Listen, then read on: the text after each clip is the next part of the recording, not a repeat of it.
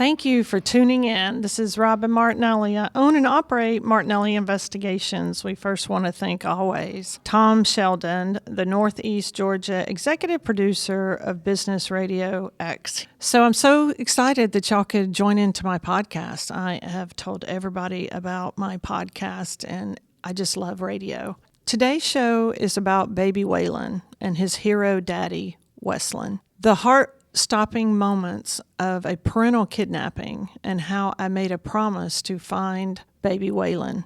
I just had no idea the sane and insane twists and turns of just wanting to love your infant child, to making it a goal your child was alive month by month, day by day, hour by hour, and minute by minute. Missing the first of that baby's walks, talks, and first everything. I made a promise to bring baby Waylan home, but the anger, tears, and terrors it took to just bring him to light shook me to my core. It was a big ride. I was determined. I took on the lawyer. I took on the judge. I took on the police department. I took on a hospital. I took on a town.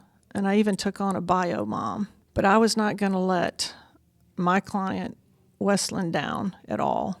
So if you're familiar with Georgia, I guess you could be familiar with Carroll County. Carroll County is a very rural county, down past, I guess you can say, Villa Rica, maybe past Six Flags near Douglasville. Now, I, of course, live in Auburn, Georgia, and the office is near Loganville. So we're talking a good 2.5 hour drive on a good day. So I get a call from my client, and he's frantic, and he's just like, look, I don't know how to express this. I don't know what to say. I don't know how to say this, but, my baby's missing, and I have to find him. And I thought this was very odd, because how could you be missing a 2 or 3 day old infant? So my client rushed to my office, and he's practically in tears. He's a single dad working 2 jobs. And he said, basically, and the most bizarre things that happen are always wildly true in my industry. And please, let's say this, I'm not giving any legal advice at all, and this is just for educational purposes, please. So I am often hired by my client directly. I do take advice of the attorneys that are in the case, but I do work directly for my client.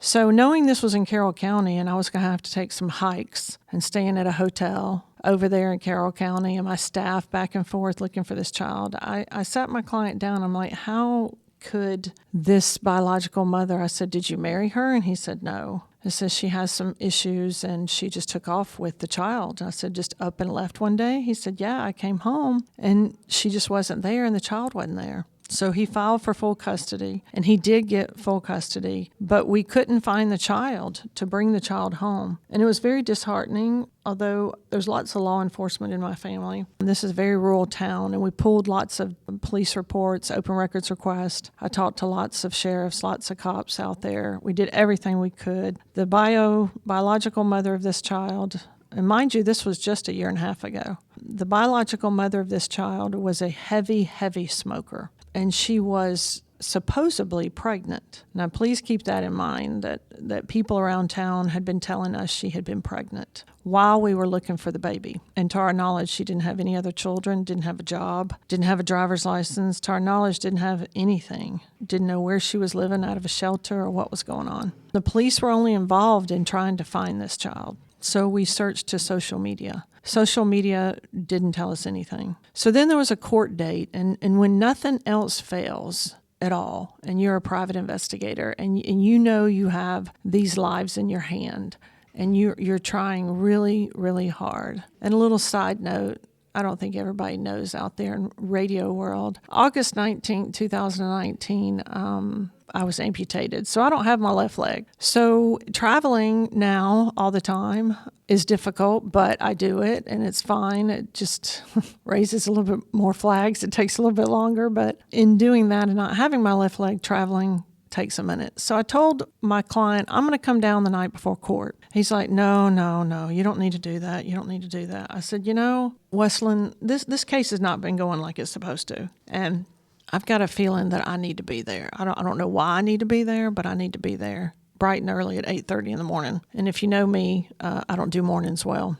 And again, I'm not giving any legal advice. I'm not an attorney. I'm just a private investigator, and this is for educational purposes and to bring light to what a private investigator can do And traveling down to Carroll County and getting ready for court, the attorney called and she's like, Robin, you don't need to come to court. And I said, I know I don't, but if for anything, I'm going to come support my client because there's something really odd going on. I don't think she's going to show up. And they're like, yeah, she's going to show up. I said, no, I don't think she is. So I get to court early. My client gets to court early. The attorney shows up late, but biological mother's nowhere to be found. So we thought that was a little suspicious. And then we get word from the judge that the biological mother was actually in the hospital, which was walking distance from the courthouse. So we found that odd. At first we thought this was just a hoax and she just went in the hospital and she just wanted to get out of court. But then we actually was told, the judge came on the bench and said,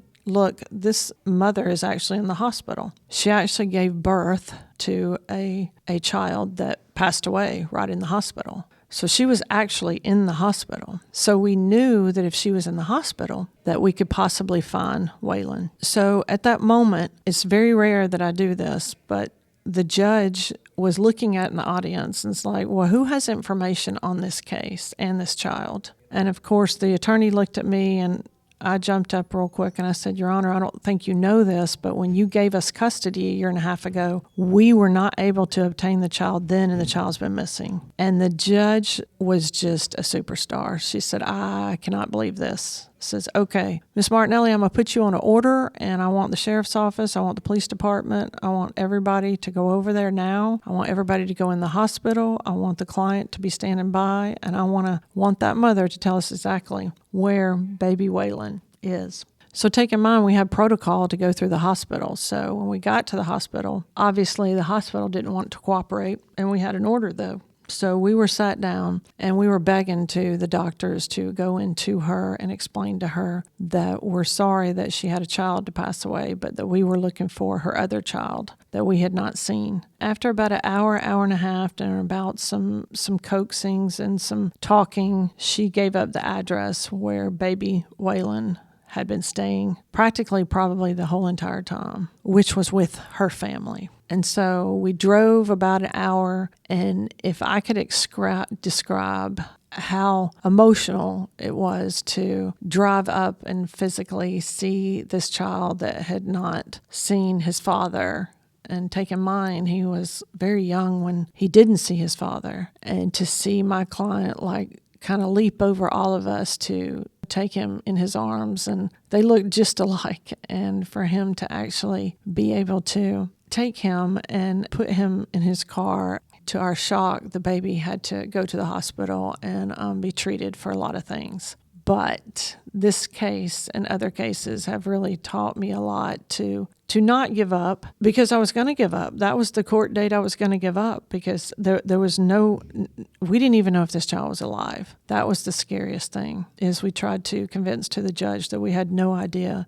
To this day, I check in with this client, and this client still has court dates because we're requesting for her not to have any visitation, because we're afraid that she will just take off forever the next time. And she has actually showed up to the daycare where the child was listed, and thank goodness they stopped her from taking him then. Things are, different in a small town, but we had lots of support, his family support. It was a long hours. It was very tedious. I can't tell you how many hours I sat in front of gas stations, hotels, apartment complexes, because I knew that she could not be smoking a cigarette, just looking to see if she was smoking, seeing if she had a baby carriage, anything around town. Lots and lots of hours, lots of leads, lots of rewards we were offering, and it took a long time, but it became very successful with private investigators helping out with custody cases and helping out with the family. Again, you have to help them from the very beginning, the middle, and the end. It's not really your cheating cases. It's not infidelity. It's not assets. It's probably not workman's comp or accidents, but the custody cases really will wear your heartstrings down. Often some of these children that you help, that I've helped often, will come back and call you and say, hey, do you remember finding me? I actually found a girl named Melissa too when she was young, and I'll never forget her case because she was born on my birthday. I still keep up with her today. I guess it's my custody cases that really, really are gut-wrenching and heartbreaking, but rewarding to know that you can make a difference. And it's not always perfect. You can't really split the baby, so there's going to be some tough times during custody battles, but it always matters.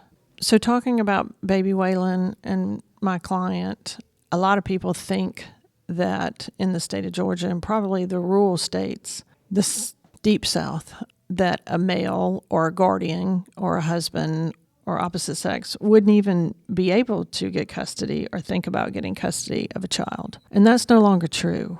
A lot of men obtain custody or awarded custody by the fact of being a great co-parent. And let me explain that. When I say co-parent, you have 159 counties in the state of Georgia. That is a lot of counties. You have almost over 1 million people that live in just Fulton County. That's downtown Atlanta, so that's our largest county in the state of Georgia. Then you have almost 1 million people that live in Gwinnett County, which is the second largest county populated. So if you can imagine all of those counties, you have a superior court judge. 99% of all custody, a few go to juvenile court and a few go to different courts in different jurisdictions, but most custody goes to superior court. A few cases will go to DFACS, and a few cases could be decided in a different jurisdiction, a different state. But you have to understand offense and defense. You can't just now assume that custody is going to go to mom or custody is going to go to dad when you have a 4-year-old and an 8-year-old that was born from a marriage. How many hours, physical hours, that a father or a mother physically spends with the child? So let's think about that. And I think I talked about that in my last podcast, but children are homeschooled, children go to private schools, children go to public schools. So a lot of times they're in school, not in the summer months, but they're in school from 6, 7 o'clock in the morning until 6, 7 o'clock at night. So physically being with that child, sometimes the father can be physically having those children over 52 to 55% more than the mother. But that's not everything. But to be able to co-parent with the other parent and you're going to be that part of that person's life through graduations, homework, celebrations, marriages, grandchildren, colleges, all kinds of things that you have to deal with the other parent. So to be able to co-parent, don't think the judge during a trial, a mediation, or during a custody battle is not weighing in on all aspects. So when I mean all aspects, I'm meaning it's not a good idea to live with somebody or move out of the marital home. I tell the person that is going for custody, the mother or the father, all the time, you just have to assume you're being watched, and you're being watched to the point of your trash. Trash is a pretty big deal. Private investigators get trash for a lot of reasons, and I can find out a lot of things about you because of your trash. That's another thing. You don't want to keep the child away from the other parent either, but you want to compromise. Almost like keeping tallies of, okay, how are we going to manage this? How are we going to go through this? Because everything can be brought up.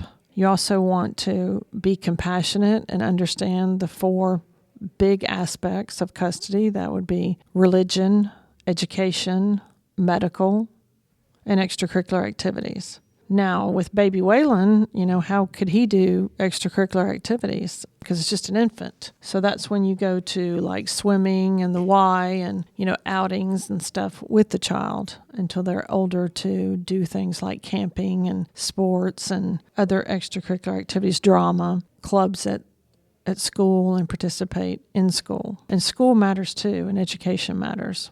Dads all of a sudden become team moms, and please go eat lunch with your child. Go participate in the school with your child, because you're not going to know what is going to matter with that particular judge or the mediator or whoever's making the decision for custody. But I don't assume that anything matters during custody battles. I try to do anything and everything for my client, which also brings me to open records request. So anybody can do an open records request. So a lot of times what we'll do is I will take the names of all the parties involved and send a open records request through the county or the city portal of the place that they've ever lived or worked or visited to see if there's any incident, accident, police reports, body cam, investigative reports, any reports that I can obtain, investigative reports, court files from those jurisdictions. Now, sometimes the court filings aren't too big of a deal, but when you start actually listening to the audio of how many times somebody has dialed 911 in a household and why, it becomes very, very telling, and especially if there's a lot. Especially if a judge has said, I don't want the children around that particular person, and you still have that person around. So you have that evidence. And then, of course, social media. I always tell people a lot, if you can't tell your God or you can't tell your grandmother or a judge in a case, don't put it out there. Don't, because it can be recorded. Any type of social media. And I say that to children too. You know, when it comes to like tattoos and stuff, you know, and your presentation of yourself, you're always going to go in front of probably an older person as a judge. You know, you don't want to be judged immediately before you can present your case. How you dress and how you talk and how you present, especially to the judge. And everything matters, you know, support in the court matters, you know, your friends, your family, your co-workers, affidavits matter in court. There's a lot that can be produced during a court battle. You know, there's a lot of things that can be done during a custody battle. A lot of times my clients will say, Robin, you told me that it's going to get worse before it gets better. And it does usually get a little bit worse before it gets better. I don't know many people that, you know, have a situation where they're ecstatic through the entire custody battle or divorce. Please contact us by our website, martinelliinvestigations.com. Martinelli ends in an I. Investigation starts with an I, so that's 2 I's with an S on the end. Our email is MII, and then Georgia spelled out, GeorgiaPI @gmail.com. And please call us anytime at 770-337-3999, 770-337-3999 for a free consultation. Thanks so much and have a great peachy day.